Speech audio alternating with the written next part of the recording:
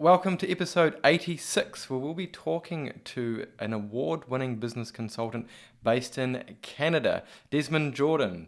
Now, Desmond has a breadth of experience in business, spanning across many industries and countries. He's worked in businesses, he's worked on businesses, he's worked with businesses from every different angle, and he's going to give us those insights and that knowledge that we want to hear today. And he also sees some opportunities out there in the consulting field. Desmond, are you hyped up and ready to share your experience and understanding with our audience? Yes, I am. Tremendous, Desmond. Now, can you take us through your business journey, all of the things that have led to you becoming a business consultant and helping businesses? Yeah, I'll try and précis it and not make it too long. I was born in Glasgow, in Scotland, and my parents owned a small, what we in Canada here call a convenience store. Back home, we call it a newsagent. So a little corner store that sold, the cigarettes and newspapers and kiddie sweets and stuff like that. And so I grew up there. I wouldn't say my father was the best businessman ever, although he was one of the nicest people you ever meet.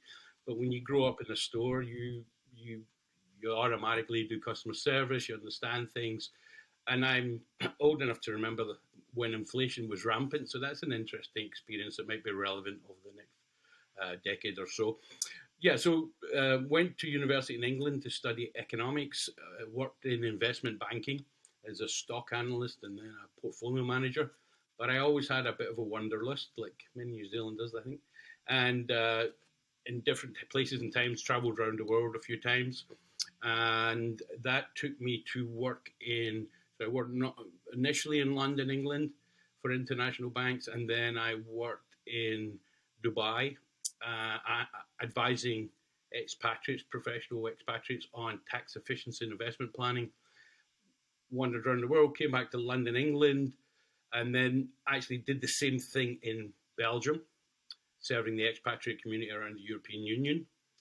Got married and to a Canadian, had a little baby, and decided to bring her home to Canada about 20 years ago.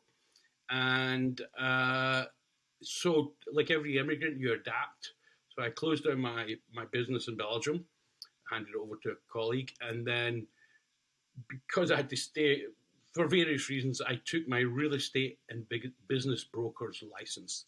Like many countries, the real estate and business broker is a combined license. I know that's the case in the United States and some other jurisdictions.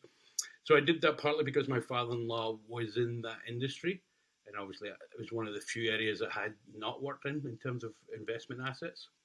So I did that and I learned a bit, but of course I didn't have the depth of contact. So after a few years, I went back into finance, working for Royal Bank of Canada here in Canada, biggest bank in Canada. But I always had the itch to get back into entrepreneurism and acquire some business. I should say, when I was a stock analyst, of course, I analysed companies, and a lot of them were, in stock market terms, were smaller companies, and I very much enjoyed it. I loved the people behind businesses, right from my father, as I mentioned, and so I was always going to buy a business. So I actually bought a daycare, which is a Montessori daycare and preschool with a building, beautiful historic building. Ran that for 10 years, and then acquired three tutoring franchises, so after school education for kids. Expanded that to five, and then for a variety of reasons, I actually had some health reasons, and I was a bit burnt out, if I'm being honest, and going through a divorce. So I sold them off one by one. So I've had experience of not only selling other people's businesses, but I've sold six of my own. I've always done a bit of consulting here and there, sometimes helping people improve the business, sometimes helping them look for market research coming in internationally, and also selling or helping them sell their businesses. Before I joined ConsultX. And I joined ConsultX because I sold all my businesses. I took a little break at the start of COVID, and I was looking for something that I felt spoke to me, a methodology, a way of serving customers. I knew I didn't want to reinvent the wheel. I knew I understood many aspects of this industry, but I realized I needed a strong platform to lean on. And also, I think having you like, companionship and training that you guys have provided. I think it fit me very well. I haven't gone on to the fastest start, but again, I still have some health issues, so I'm doing it slowly and well, but not as fast as perhaps I would recommend other people go to. But those are for personal reasons. I still also get teenage children, so that's who I am. A Scotsman, of course, and I'm not shy. And Julius, I don't think will have be able to shut me up. But anyway, I'm passionate about businesses and business owners, and I really do believe they're the unsung heroes of our economies for all the reasons you guys will know, guys and gals. So hopefully, I can share some of my knowledge about business ownership and particularly exiting businesses and where the opportunity might be for ConsultX consultants around the world. You've got a pretty deep background in all manner of things. Are there any specific parts of that background that you believe make you particularly valuable to help others in business? Yeah, I think I've always been somewhat analytical, not your classic analytical. Like I liked tearing apart reporting accounts, but I'd never want to be an accountant putting them together. So I guess I once did a psych ed or psychometric testing, and they said, things like lawyer and journalist and search for truth and understanding the underlying value of things, I guess, is something that's always intrigued me. So whether that is part of it, I think it is. I guess I am analytical and I like to understand the subject well. A bit of an investigator. Yeah, I would say so. As I say, not the most hero type, but definitely, yeah, I like to know. Like to dig deeply into subjects and know them well. I want to take you back to something you said when you were introducing your story and talking about the businesses that you've actually been involved with and owned yourself. Now, it sounds like many business owners we see in the field, that it took its toll on you with your health and also your family. What advice would you give to a business owner who was in your situation if they were asking how they should create a sustainable pace of business and avoid burnout like you experienced? Yeah, well, my burnout was partly because I had health issues that they weren't directly related to the work, but certainly having five businesses was probably too much. Now, I think I mean, we're all different and some of us like to be pushed more than others. What I would say is know yourself, know who you are, know what stresses actually invigorates you and what wears you down. And some of that might be the mundane stuff. To this day, I don't like the minutiae of I don't know, like what would I describe it as mundane paperwork. I'm a great believer in doing it once because I don't ever want to see it again. So I was always good at filling in my commission sheets or whatever it might be. So I think know yourself. I think know who you are, and if you start to feel very uncomfortable, reach out, chat to your friend, make sure that you're not pushing yourself too hard. Sometimes you have no choice, and you just got to keep doing. What's the expression? If you're in the middle of hell, just keep moving. So there's something to be said for that, and that does happen to every business owner. But at a personal level, I would say, yeah, know who yourself, know what your uh, de-stressors are. I used to meditate back in the day. Should probably do that now again. Spend time in my garden, but again, everybody has their own thing. I mean, you've got a young family and business and other things to take into consideration. You've just got to do what you can to pace yourself. And remember that whatever happens, it'll pass. It'll pass. Well, I'll one up you. Rather than talking to a friend, having a consultant or a coach or an advisor to lean on as well would be a great help.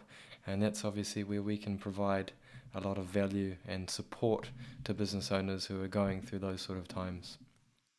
Yeah, it's a difficult subject to bring up. Funny enough, I was writing something today to put in an article, and it was actually along those lines. It was covering all the technical stuff, but it was also indicating that sometimes business owners just need somebody to talk to. Not they think they're talking to you about a supply chain issue or a staff issue, but it may be just an opportunity for them to let out some stress, I guess, or have someone to bounce things off. So yeah, Yep, having someone there to get it off their chest and just voice their concerns can go a long way in de-stressing and de-escalating a situation. Yeah, and without getting into the subject too deep, we do know that men don't always express their stresses openly. I'm not one of them. And we are perhaps, some people would say, some would disagree maybe, but we are inherently providers or achievers. And if things are not going the way we planned, it can make you feel helpless. It can make you feel very under pressure, depressed, and that's not good. I remember actually I did speak to a stress therapist once who says to me, you know, um, the franchise businesses I had were very frustrating for me because of the franchise company, and uh, and so one of them I mentioned to this guy it wasn't a failure, but it wasn't as successful, that particular one. And he goes, "So, do you see your personality? Do you see yourself as a failure if one of your business failed?" And I was like, "No." You know, I mean, I don't mean it's water off a duck's back, but no, I didn't fail. If a business failed, I didn't fail. I don't mean that like delusionally, but and so what I said to him, I said, well, let me put it this way: if a friend of mine came and told me the story of what he had tried to do, and the effort he'd put in, and the intellect he used, and the staff he had brought in, and things didn't work out, I'd give him a big pat in the back and buy him a beer, and say, well done.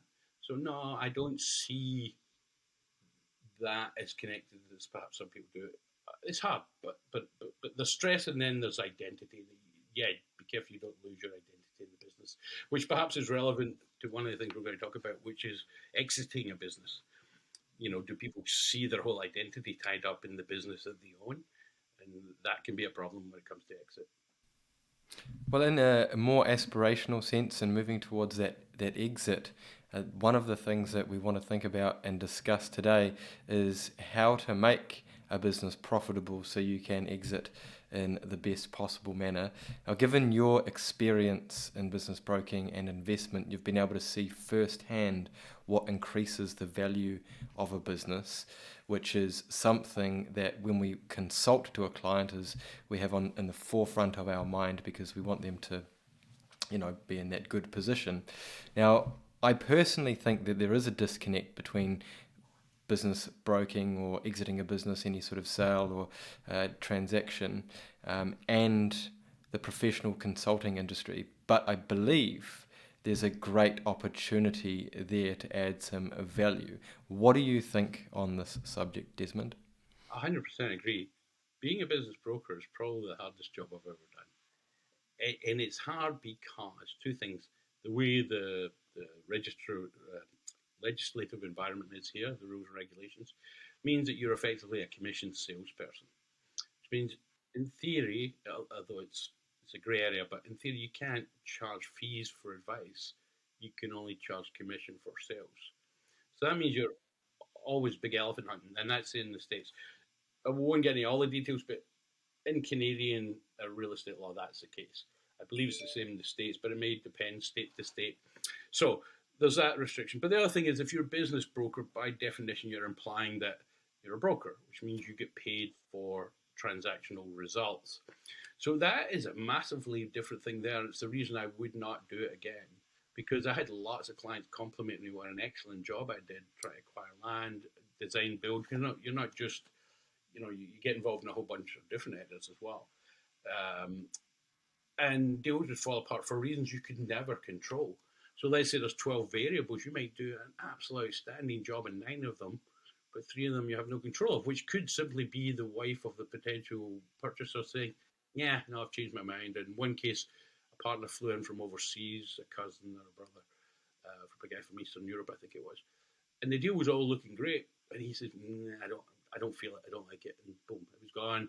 Another time it was a visit to the local city zoning department. My client went there and they said, oh, we think it would be an issue with some traffic. Well, there's always an issue with traffic. This was for a private school. There's always an issue with traffic. We put the biggest brand in Canada for coffee is Tim Hortons. There's one in every corner. They cause terrible traffic problems, but they still exist.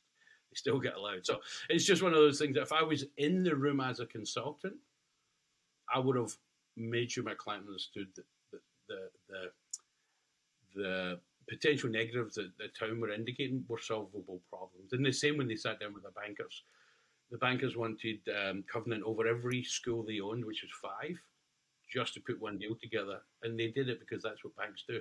They want as much control and least risk. But the problem is, in doing so, they sometimes make a lot of deals fall apart, and they also can place greater risk on the deal.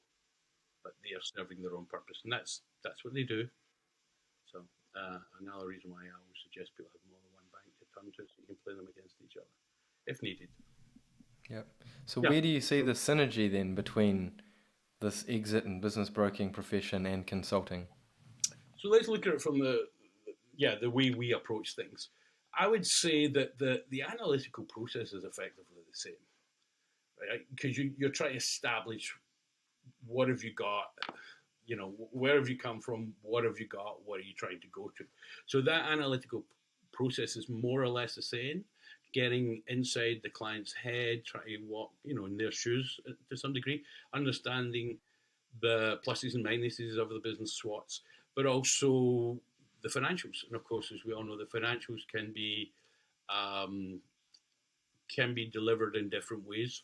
So here in Canada, it's not common to have an audit for a small business, only above a certain size, and most accounts are done for the purpose of reporting your corporate tax and your personal tax. So by definition, people, of course, not illegitimately, but they tend to err towards tax mitigation or minimization, shall we say. So you might be, you might get the Mercedes rather than the Honda.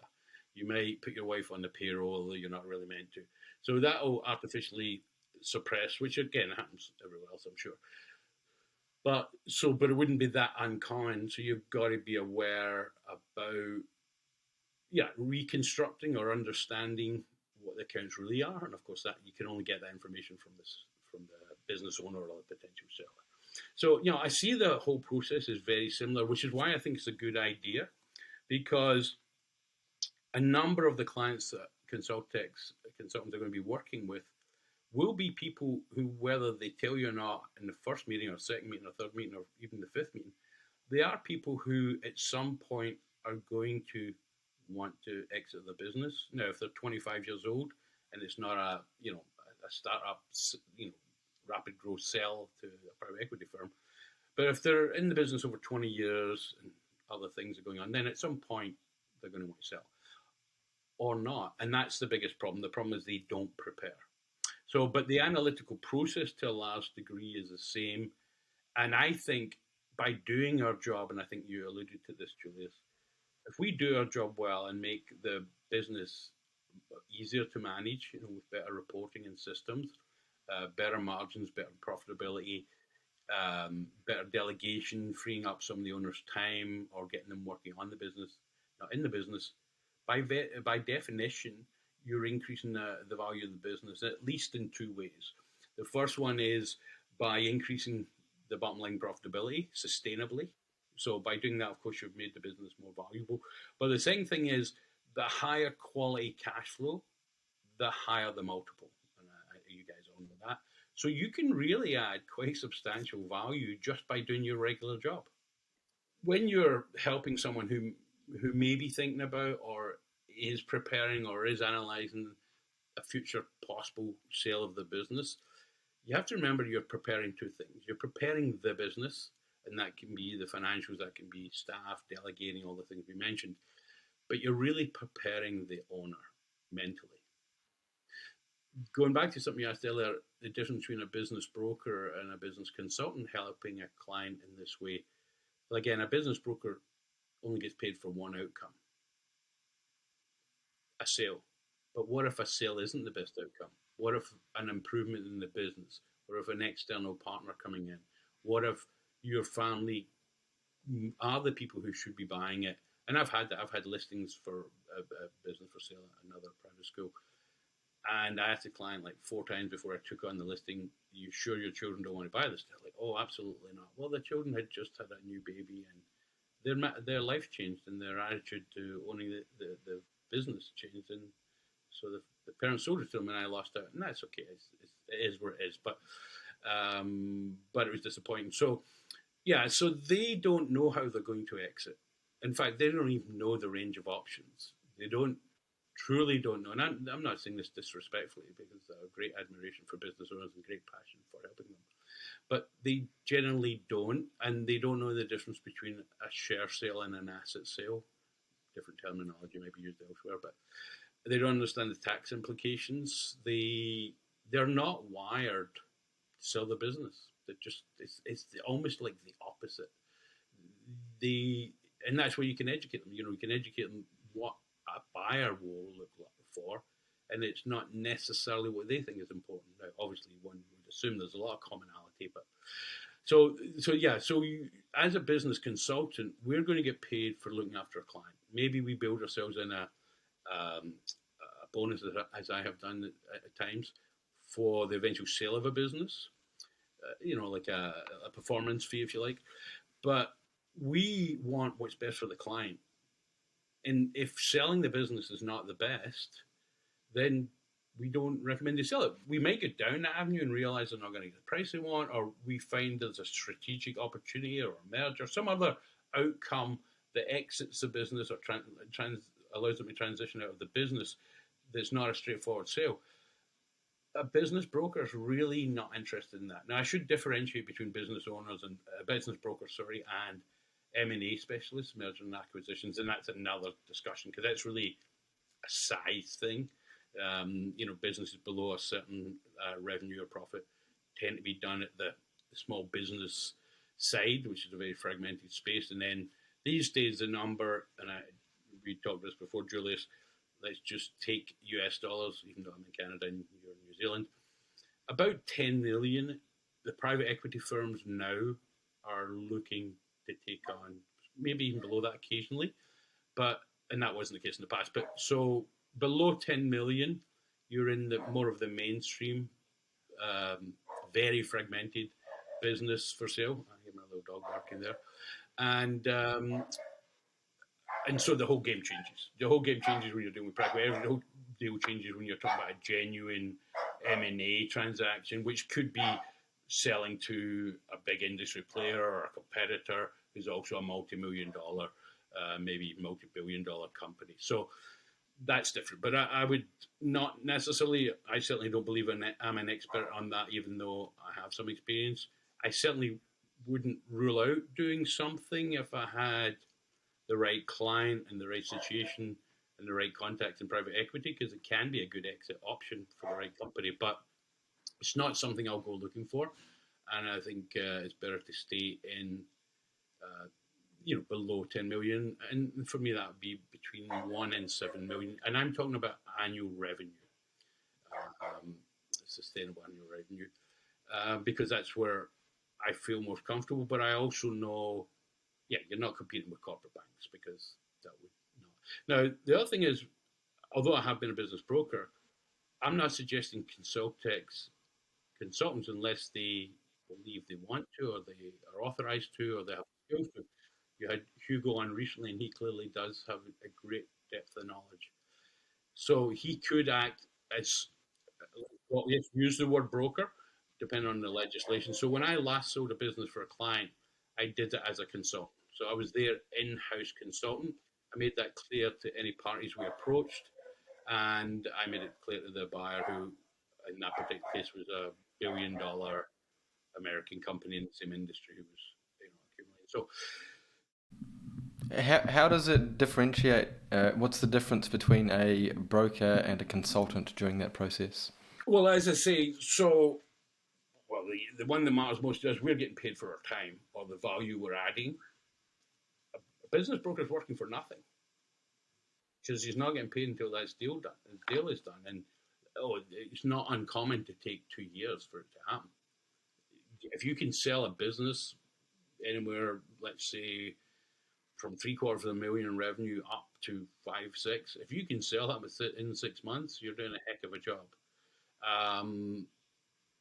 And you've got to have been really talented that you're targeting, and a bunch of other stuff, your preparation, or you might have just been a little bit lucky, and there's always a little bit of luck. So, but there's so much different. At that point, there's so much different, because, as I say, we are open to any outcome that suits our client. And there might be one that if they only spoke to a business broker, they wouldn't know 6 or 7 of the outcomes. They just wouldn't know that, oh, I can take in let's say an immigrant's coming into our country, which a lot of us have, lots of, what I call academic immigrants, people well educated and often with money coming into our country. Now, they might work here for 10 years, then buy a business, but some of them buy the business in their way in. Most owners wouldn't say, oh, so there's a guy in Turkey right now looking to immigrate to Canada who has the skills of my industry, who's looking for A, it might help his immigration, but B, he's looking for a way of taking care of his family. So I could actually make him a partner for the first, for 5 years, and he buys me out steadily, or all the different combinations of that. A business broker would generally not even think about that because it doesn't pay him. Never mind, and therefore, and I don't mean that disrespectfully, but that's the way it is. And so that's why the other thing with a business broker, if they're listing business for sale, they're going to focus on the ones they think they can sell, and perhaps that's one of the crucial things. There's a lot of M&A guys slightly higher up the food chain who say, well, we turn down 90% of the businesses who approach us to be sold because they're just not worth their time. They're not sellable. The owner's not realistic. The industry's in decline. All the machinery is worn out, and it's going to be a $2 million, investment for someone over and above this $2 million the guy wants for his business. All these different things. So, but a business broker wants inventory to attract both buyers and sellers. So sometimes he'll take something but not really put a lot of effort into it if he doesn't think it's sellable. Or he'll list it at a price he doesn't believe is realistic or doesn't know. And then just hope when a buyer comes and makes an offer, they can negotiate them down. Now, there's nothing wrong with that in some ways. You put your price out there. Some of course don't put any price on at all, and consultants can do that too. In my case, my clients were people I knew. The last one, they were better qualified to go through the process than most people. Luckily, as a couple, she had very strong analytical skills. She had more operational skills. So she ran a tight ship when it came to finances. Of course, there were 2 sets of books in that particular business and industry. So I had to make sure, but it was possible to have the types of conversation you're going to have, that you're getting the full information and the client also understands the pluses and minuses of that when it comes to presenting to a seller. There's so much to say, but I better leave it there. When you walk into a business, when you start an engagement with a client, and you've got all of these different options on the table that are floating around in your head, how do you choose what direction to go and then what to present to the business owner or the board as potential options to exit this business? Well, I think this comes right back to ConsultX and why I was happy to go down this route. I don't have any preconceived notions. If somebody says they're looking to sell their business, okay, let's meet. Let's go through the same discovery analytical process. Because maybe they're saying they want to sell because the business is just too complicated right now, or they're not quite cutting it, or there's changes that need to be made that they don't realize or they don't have the energy for.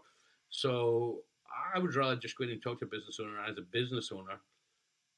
To some degree, I respect them for what they tell me in advance. I mean, obviously not completely, but I'm not there to make rash judgments because I'll be wrong. I don't know what they're going to end up doing, and nor do they, if we're being honest. Now, I don't mean that to sound arrogant because it's not, but because we do that as consultants, we do go in and say, oh, this guy needs to put his prices up. No, we figure out the whole situation. We understand what they want to do, what they need to do, what are the options, what's the market, what's it, and then we start to feed back suggestions. So I wasn't trying to dodge that question. That's genuinely how I'd like to do it, and I think that's why I think it's an opportunity for ConsultX consultants, because we're really just doing the same job we normally do. And if the client says, instead of saying I want a 25% increase in revenue over the next 2 years, he or she says, I'd like to be exiting this business in 3 years, then that's their priority. That's what we're going to respond to in our list of challenges and objectives. And so, so I don't go in there with a hat. It's a bit like a doctor. You say, oh, I think I've got cancer. And the doctor goes, okay, let's talk about cancer. No, Let's talk about your general health, how you doing, let's do some blood work. You know what? That cancer's actually, indigestion or whatever it may be. So, no, we don't prejudge, honestly. And I know that that's not to be flippant. Genuinely, we don't, because you look pretty foolish if you're wrong or you try and change. If they think all you're doing is there to sell their business and what their business really needs is to be improved, you're off to a bad start. Yep. So if I'm hearing you right, Desmond, it's really about getting into the business, understanding the business owner, understanding the situation of how the operation is going, what perhaps needs to be improved and what those strengths are, and then forming a judgment based on all of that stuff once you understand it. And then you'll know, once you know all that stuff, you know where it's a sellable business, whether it's, a business on the up, a business on the down, who's likely to buy this type of business. I mean, you don't know all of it, but you start to form an idea about that as you go along. And to emphasize that point, if I went in a meeting tomorrow and the owner says, "Yeah, I'd like to sell in 6 months. We've just bought a place in the Caribbean or wherever it might be," I'd be like, "Oh no!" Like I might head for the door, honestly, because Why is that? it may be impossible. They're too late. They should be thinking about this 2 years earlier. So it might be possible, but if they really think they're going to walk away from the business and not need to show up to the office and not still be negotiating in 6 months' time, good luck. I mean, it's not impossible, but it's improbable in on the average case. Bear in mind that 90% of businesses, depending on which statistics you look at, don't sell, and that's a whole nother. The statistics in the industry are interesting. So no, I know. But if I went to another business who says, Desmond, my son might take over, but he's only 20, and I want him to finish his university degree, so I'm not sure what's going to happen there. But in 2 to 5 years, I definitely want to be stepping back. I'd be like, great. And what would the other consultant do? He would say, let's make the business better. Yeah? Well, what do you want? Do you want to have less time in the business? Do you want more profit? So you would just go about your job the normal way based on the wants and the priorities of the owner. But in doing your job to make that business better, whatever way you want to define that, with easier to manage, more profit, whatever, then you're going to also make it more sellable and more valuable. Because most businesses are not sellable. One, because they're not really a business; they're more of a job. There are other technical reasons, like as we talked about, the replacement of the equipment is more than the business is worth, stuff like that. But often it's the personality of the owner that makes it unsellable. They're just too stubborn and egotistical to complete a negotiating process and agree to terms and conditions. Or if you're fortunate enough to get through all of that, they might just be difficult through the uh, due diligence phase, or things might turn up that they just forgot to tell you, which are, about the $500,000 loan against the assets that you're sure you asked them about 3 times, but suddenly they're telling you exist and you didn't know that. Some very nice Easter eggs to find. Yeah, and of course the buyer's going to take it.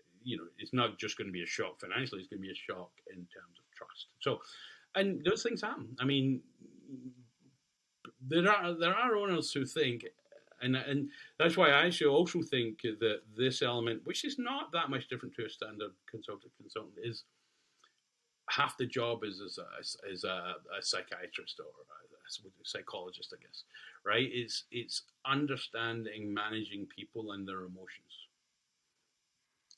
right? And so you need to understand your business owner to help them, and you need to have some kind of empathy and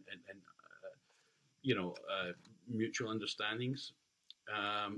So that's perhaps even more the case, more the case when you're selling a business, because they might not want to tell you things that they should. And I don't know, mean it's just dishonesty, or they just don't think that way. You've got a different way of extracting information, what's material, what they think is good for the business might actually be bad for the sale of the business, stuff like that. So there's a lot of parallels, but they're not identical, obviously, in many different areas. And like I said, I think being a business broker is one of the toughest jobs out there because you don't have control over it, and you're getting paid nothing for working for perhaps 2 years. And yeah, it's a big paycheck. In fact, I nearly, before I came across ConsultX, I nearly teamed up with a lady who I have great respect for, who was a licensed business broker. And I knew that's not what I wanted to do, but she was also trying to do pre-sale preparation. And to cut a long story short, that's the point which I decided actually that I didn't want to just be an exit advisor. That I would rather, for impact reasons, for the benefit we can serve our clients, but also for personal and maybe you could say for financial reasons, i.e., I don't want to wait for a commission check every 6 months. I want to be paid for my time because I believe I have knowledge to share. And so, being an advisor to business owners who may one day exit the business, don't forget, I get paid whether they sell to their son, whether they sell to their competitor, sell to their neighbor, sell to new immigrant or whatever. Whereas as a business broker, I would work for nothing and just hope that they actually sell, which I don't actually think, and I no disrespect to business brokers, lots of great ones out there, very professional and analytical and all that. But I believe that we add value as consultants and we should be paid for that. So if I'm understanding this discussion correctly, Desmond, and feel free to correct me, but you see a really large overlap between acting as a consultant to improve the business for whatever purpose, whether that is to continue to own it, to pass it on to someone else in the family, to exit it, any manner of ways, and the job that an exit planner could do, and however, I guess as a consultant, we have the ability to be more encompassing of the entire business and help guide them through the decision to make an exit. Yeah, and I just want to pick up on semantics of what you said there. You used the word exit planner. So I would say that we are exit planners because we are planners for the owner's objectives. A business broker, of course, is something else. And the other thing is there's an opportunity here, of course, as well, because we do play a role that's between the accountant and the lawyer and the other exterior advisors. But I certainly have and will continue to develop networking contacts with business brokers because I don't really want to sell businesses in the traditional sense. I will help my client prepare for a business. Under certain circumstances that I have done in the past, I will be their in-house advisor, not their broker, to see if we can sell the business directly. And that's not to save money. It was because my client trusted me, felt I knew enough. Anyway, they felt comfortable, and we between us drew up a list of 20 companies that they felt we should approach first. And one of the top 6 that we picked actually was the purchaser. So it's not that and the other thing is, if I'm a business broker and all I want to do is sell businesses and that's all I get paid for doing, guess what? I've got clients who aren't ready for sale, who I know have to sell sometime in like 5 years because of their age or whatever it might be. So who's going to do that? Well, they might introduce that client to us to say, Des, can you help my client make this business better? Because in 5 years' time, I'm going to sell it for them. And we'll be like, sure, we'd love to do that, but they don't necessarily want to do that, or they may not even have the skills to do that. And it's like equally, if we prepare a client for sale, we might get to know and trust some of the best business brokers in our area, and we might approach them and say, hey, you gave me a lead, 6 months ago. Here's it. And the other thing is when we go to the business broker and we've done our job first, we'll know that business inside and out. So we'll obviously, one would assume, only be approaching them with sellable businesses. Sellable businesses is what they want. They don't just want, what they really want. So we're doing them a big favor, and we're doing a client a big favor, which is obviously our primary, and hopefully we get paid for it too, which is obviously our primary objective. That's one of the biggest opportunities I think that is out there, is to, in terms of networking, to work with, to partner with, or to set up some sort of affiliate or referral relationship with a business broker, because like you said before, there's a huge number of businesses that are turned down or not ready to be sold? Yeah, there's a couple of things, Joe, depending on what your next question is. It's worth talking about how fragmented the business broker marketplace is and why. So I'm pretty sure this is the same in, correct me if I'm wrong, but New Zealand, Australia, Canada, America, UK, Ireland. And by definition, that may be the same in Spain or anywhere else. Is that because there isn't really a marketplace? There isn't one marketplace. If you want to buy a publicly listed stock, you go to the stock market. You want to buy bullion, you go to the commodities market. You whatever. So, but small businesses. So, who sells small businesses? Well, the owner themselves sometimes does it. They might have a friend who's in the industry who just sold his, and he knows a guy who's accumulating businesses. They might sell it. But most often, it's accountants have got a client who says, I'm thinking of retiring. Do you happen to have any other clients who might one day want to own my business? And I'm sure most of us might have had a call from an accountant saying, "Hey, Des, confidentially, can you come and talk to me about something?" And they might say, "Would you be interested in buying this business? Do you know who somebody who might be interested in buying my client's business?" So, but as we've talked about, as David said many times, most accountants publicly serving the public, i.e., businesses or individuals, they don't like to go outside their swim lanes. So they don't really want to be the seller of a business. So unless they can find a contact within their existing client base, they're not going to act as some kind of broker for their client. It's not what they do. It's not what they want to do. They perceive it as risk. They perceive it outside of their of expertise. Same with the lawyers. Some lawyers have been brought two clients together and had a sales transaction result, but it's not what they want to do. It's probably not even the most lucrative use of their time, but it's certainly not where most of them feel comfortable for a variety of reasons. A lot of them are also very conscious about any negative implications if something goes wrong for their main business professional standing. Not that they may be. Well, I knew an accountant. Yeah, in my same first name. Nice guy. I liked him a lot, but he actually got. I guess he either knowingly, but I am going to give him the benefit of the doubt and say unknowingly get involved in assisting in what was an illegitimate transaction, and he effectively was forced to retire early. He was forced to give up his practice to retire because he got censured by. He wasn't criminally charged, but he got censured by the professional body because it turns out that his client was a crook. And no, it was always clearly something serious, and I felt sorry for the guy. And maybe he was dishonest. I don't know. I didn't get the sense of that. I say I'll give him the benefit of the doubt, but it cost him his career, though he was getting towards the end of it anyway. So lawyers and accountants don't want that kind of risk, so they don't tend to want to do it, but they'll do it for a good client. The other thing is when a business gets sold, they might lose the client, i.e., the accountant in particular, and of course they don't want to do that. So subconsciously, they're not necessarily even motivated to do it unless they can sell it to another client and keep the business. I'm not saying they're that cynical, but it's human nature. So, and then beyond that, yeah, you can list on your online yourself. You can go to a proper, any different type of business broker. And then if you're big enough, you would perhaps go to M&A, which is really a broker outside of a bank, really. They can be a boutique, they can be part of a bigger organization, they be part of as many franchises, business broker franchises that, sometimes have big teams and, high caliber hitters.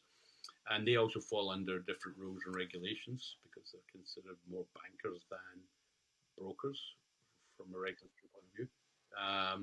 Anyway, but you can see, and I'm sure there's many more I haven't thought of. Yeah, well, listing online. What else is there? There's probably some cheap and cheerful sell your business this week kind of thing.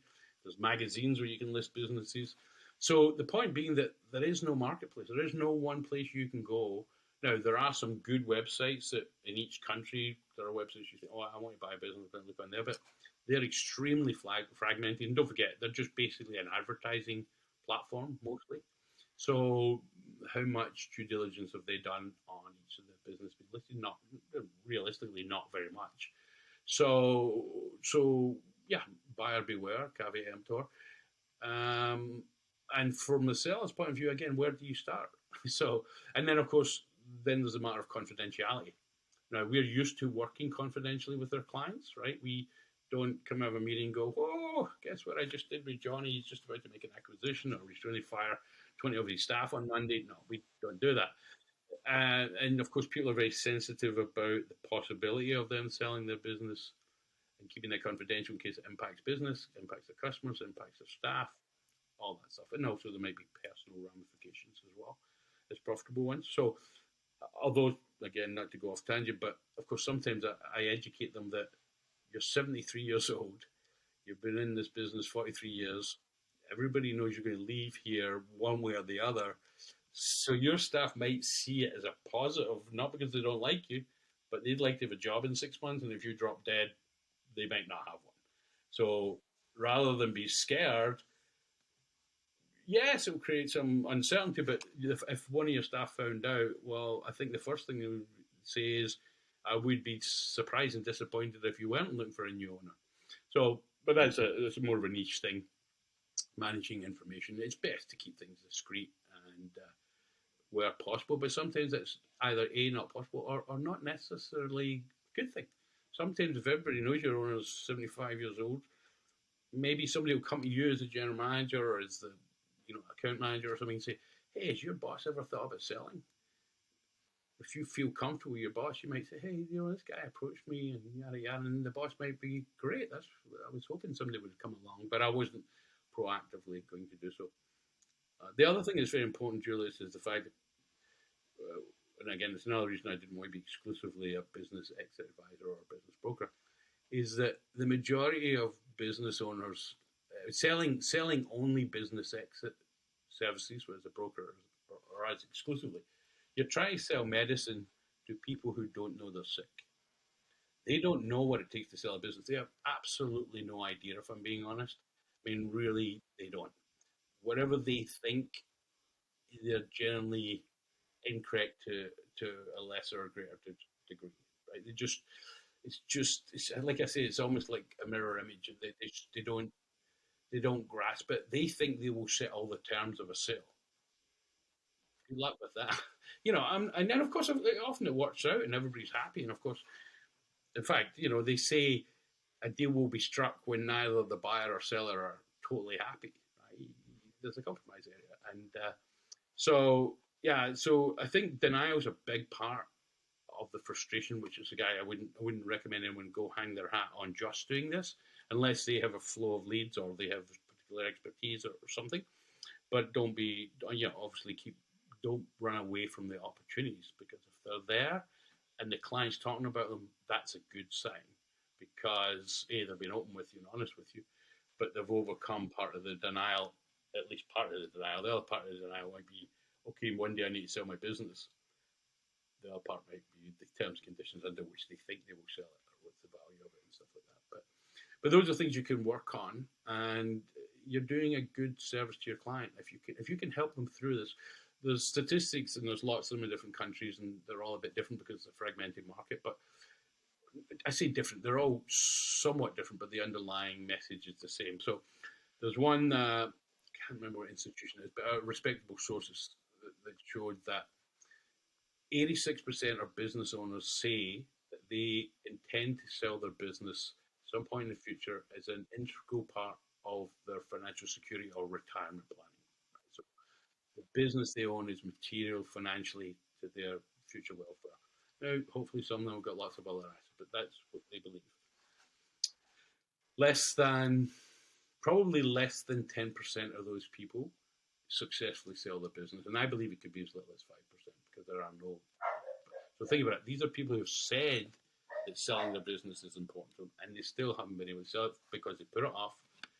They don't, and all the other things we talked about. They're not prepared. They're not of the right mindset, or they say they're going to work towards it, but they never do.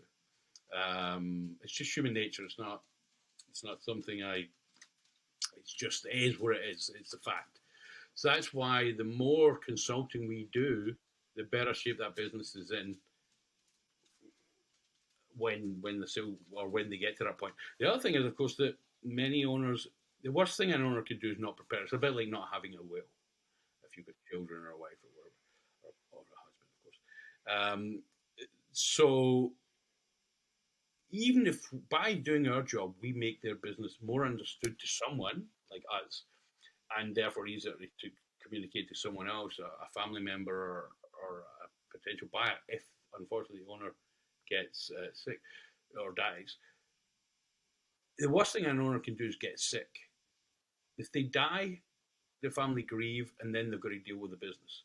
But if they get seriously sick and everyone's focus is on dad, assuming it's the father, then they've got to manage dad's care and manage a business they don't understand. In fact, there was someone being interviewed in a podcast the other day, and I forget the industry was in, but her father was renowned in this industry and very, very capable.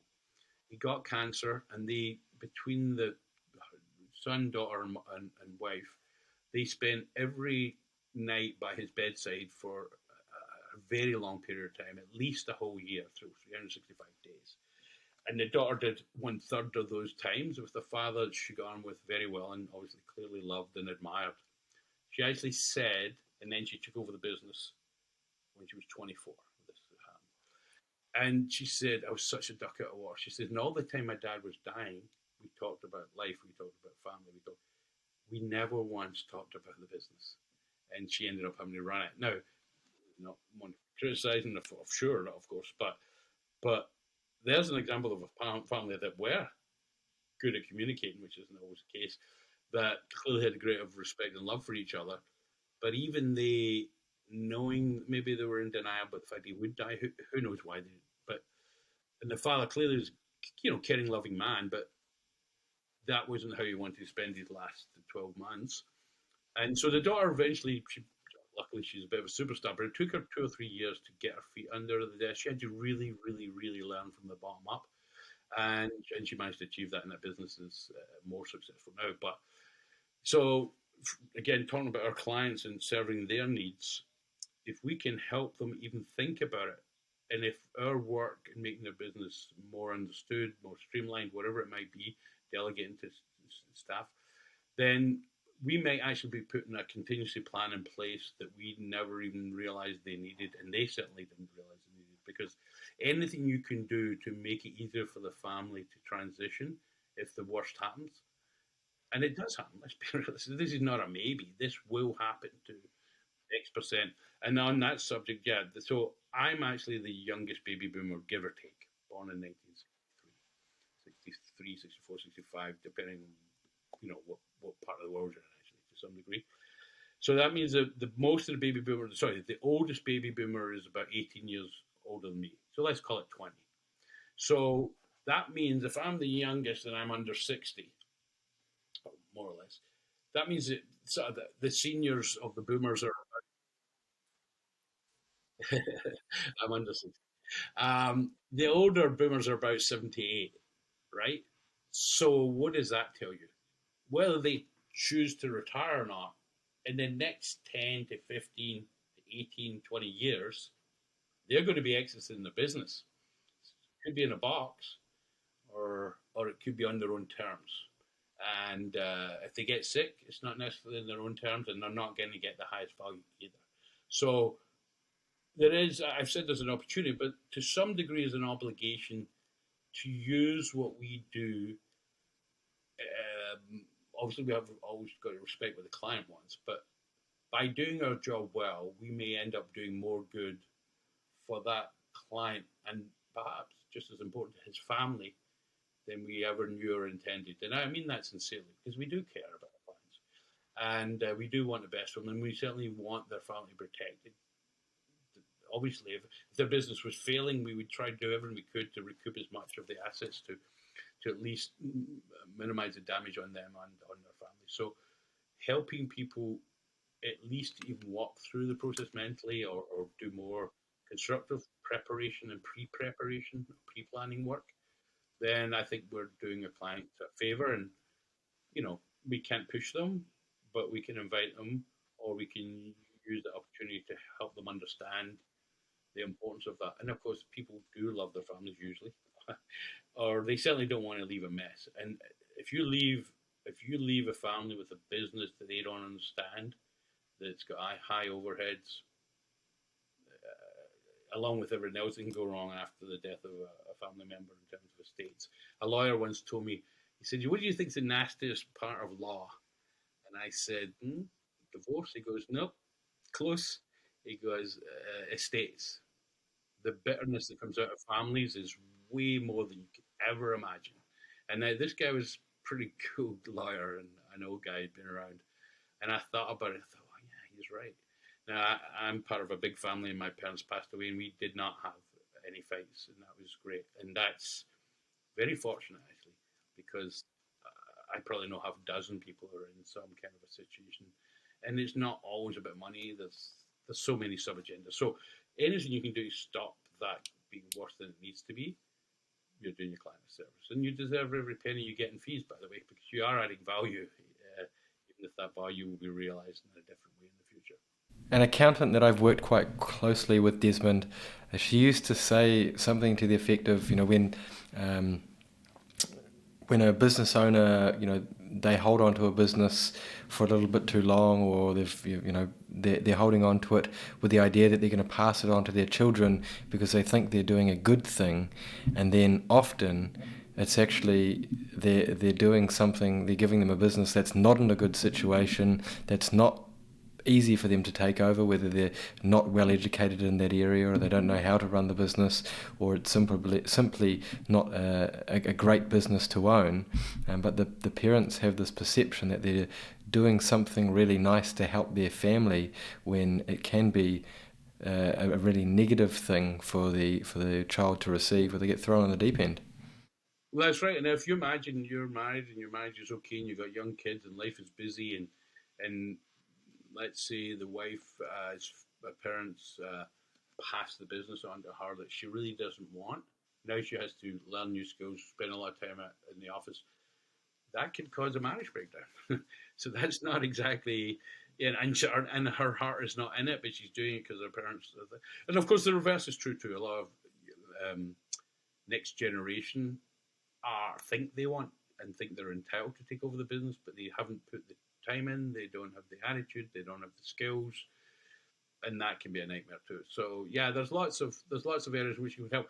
Another example is, so let's say a young man does want to take over his father's business, and maybe dad's there, maybe dad's not.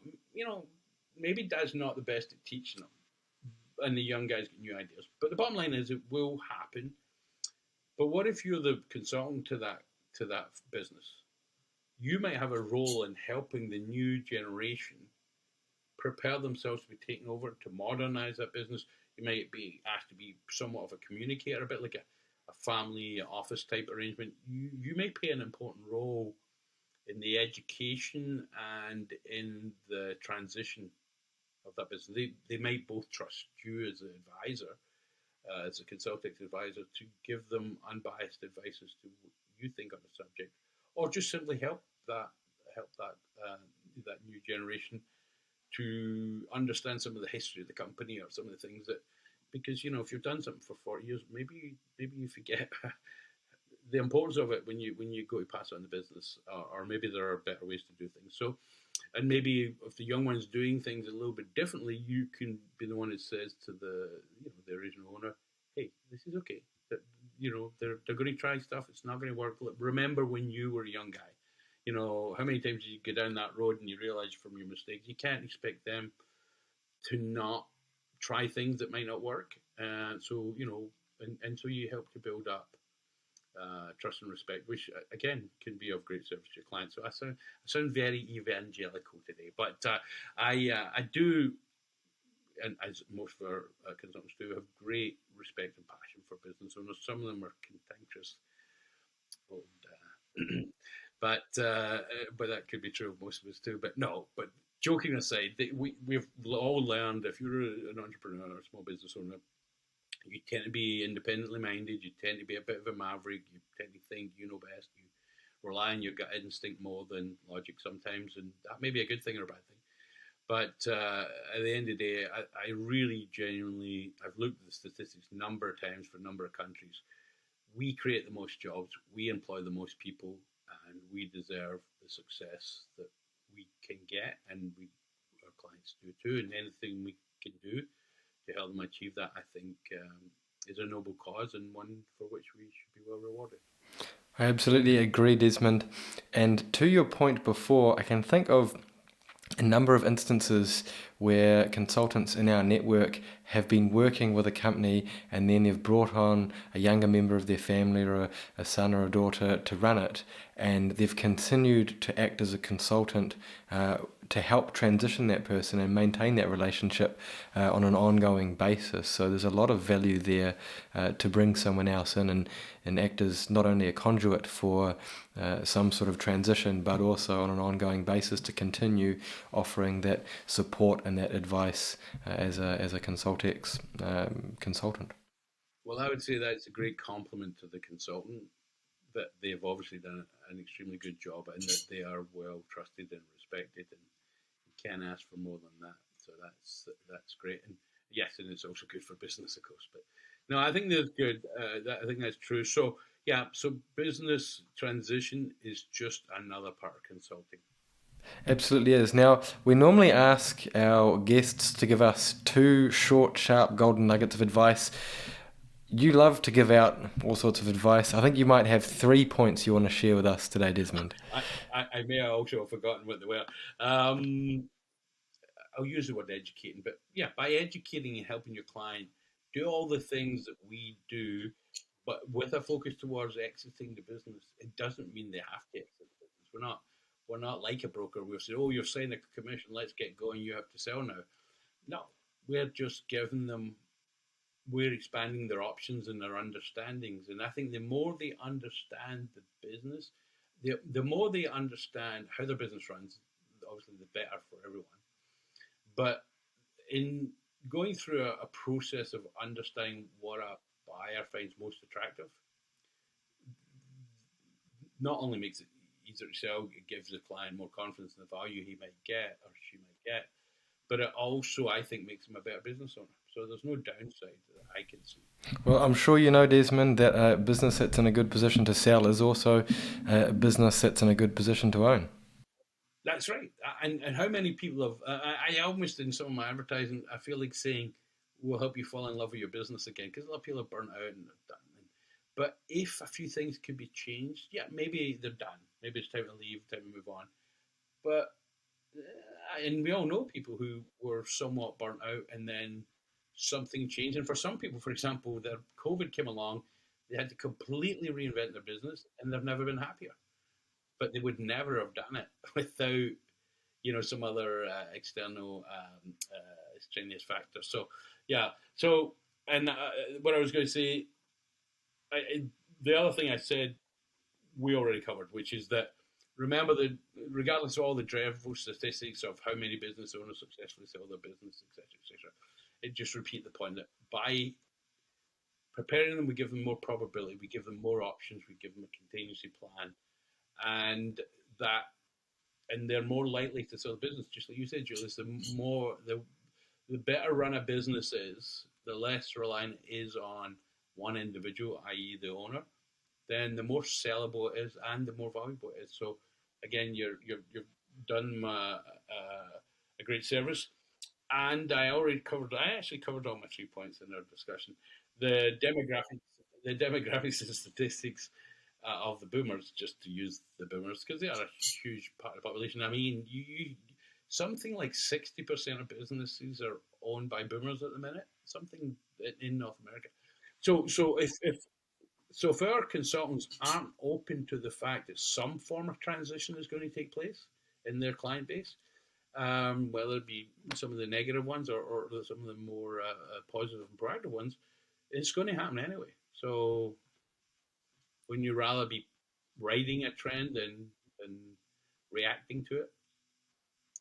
So, hopefully our chat and Hugo's a month or two ago um, brought some insight and brought some awareness, and I'm sure many people know lots of what we talked about, but hopefully, and I know we've covered a lot of areas, but hopefully it's been of value to them, Julius, and I still get things to learn too, so I'll be happy. Yeah, thank you for your time, Desmond. That was action and value packed. We got to know a little bit about you and hear all of your thoughts on a wide range of consulting subjects, and I think that will be very valuable to our audience. Do you have a parting challenge or message to our listeners? Make sure you ask your clients what their exit plan is for the business at some point in the first 2 or 3 meetings, even if they're young. Because, they often say some of the best investors already know their exit plan when they buy an investment like a property or a business or whatever, or a stock or something like that. So it'd be interesting to see what sort of responses you get. I'd be keen to hear if you get a response that you were not expecting or added great value to your conversation. Start with the end in mind. Love it, Desmond. Thank you very much. All right, great to chat to you, Julie, as always is, and good luck to everyone out there.